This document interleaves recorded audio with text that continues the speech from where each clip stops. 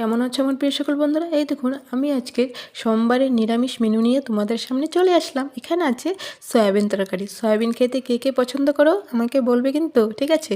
তারপর আছে বেগুন আলু ভাজা, ধনেপাতা দিয়ে করেছি। কেমন হয়েছে দেখতে? দেখতে যেমন হয়েছে খেতেও কিন্তু দারুণ হয়েছে, কারণ আমি তো খেয়েছি তার জন্য বলছি। নিজে রান্না করে নিজে প্রশংসা করছি, তাই না? তাহলে দেখুন কি সুন্দর আজকে নিরামিষ মেনুগুলো হয়েছে। আমি বলে দিচ্ছি ভালো হয়েছে, তাহলে তোমরা কী করে বলবে? তারপরেও তোমরা কিন্তু বলবে যে আজকের আমার মেনুগুলো কেমন হয়েছে, ঠিক আছে? তা আমি আজকে এই দেখুন বেশি কিছু রান্না করিনি, এই দুটো শুধু রান্না করেছি, কারণ আজকে তো সোমবার নিরামিষ ছিল, তার সময়ও পাইনি, তার জন্য শুধু দুটোই নিরামিষ রান্না করেছি। তো হয়ে গেছে, আর বেশি কিছু লাগবে না। হবে তো নাকি হবে না সেটাও কিন্তু বলবে, ঠিক আছে? আর তোমরা সব ভালো থাকবে, সুস্থ থাকবে, আর আমার অনেক অনেক ভালোবাসা নেবে। আর সবাই কিন্তু আমার পাশে থাকবে, আমিও তোমাদের পাশে থাকবো।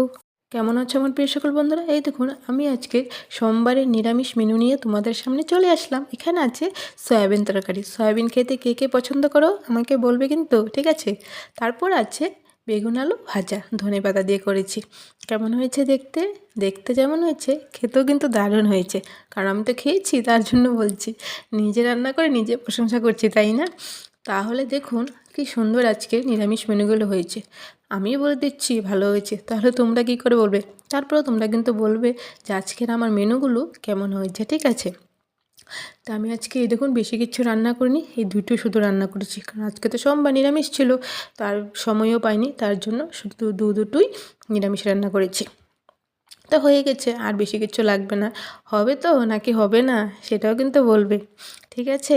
আর তোমরা সব ভালো থাকবে, সুস্থ থাকবে, আর আমার অনেক অনেক ভালোবাসা নেবে। আর সবাই কিন্তু আমার পাশে থাকবে, আমিও তোমাদের পাশে থাকবো।